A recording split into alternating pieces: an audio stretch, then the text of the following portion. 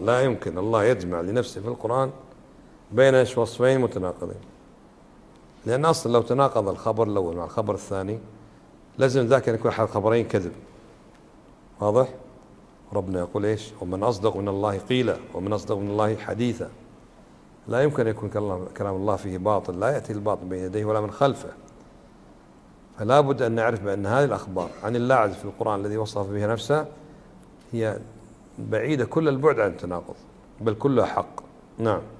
قال لكن يحتاج الأمر إلى فطنة وذكاء حتى يتمكن الإنسان من الجمع بين ما ظاهره التعارض، وفضل الله يؤتيه من يشاء. فضل الله يؤتيه من يشاء من العلماء، من يفهم ولا يجد في ذاك تناقضا ويحمل كل آية على معناها الصحيح، ومنهم عنده قصور أو جهل أو عجمي أو بعضهم حتى لا يجد قراءة القرآن فضلا يفهمه.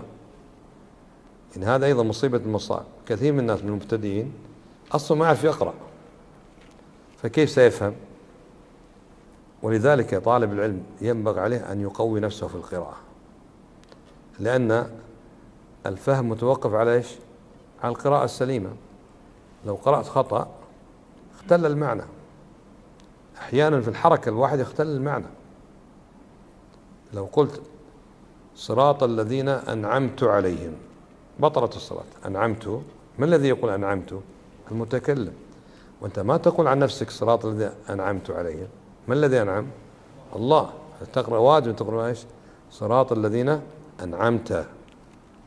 المخاطب يقال له أنعمت، المخاطب يقال له قلت، والمتكلم يقول قلت، والمخاطب يقال لها قلتي.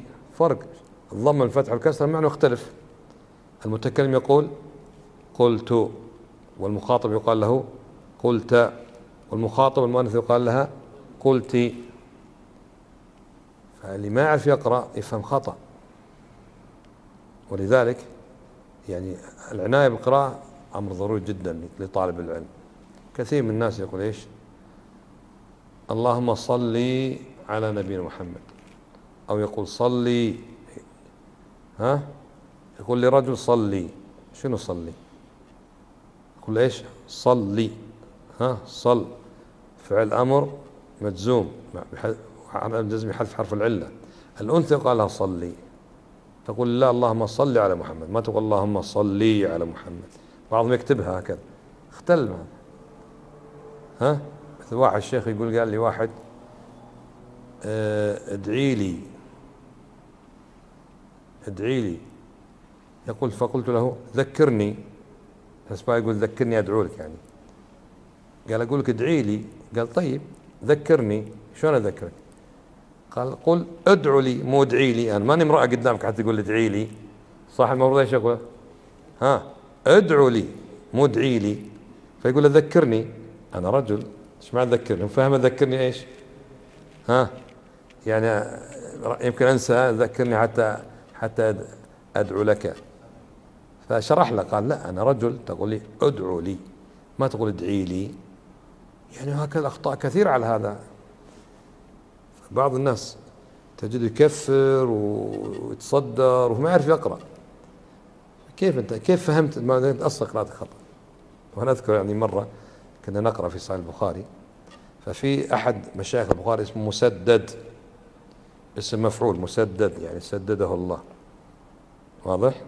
فالبخاري يقول عن شيخه مسدد، ومسدد كاسمه، يعني اسمه مسدد وهو ايش؟ مسدد.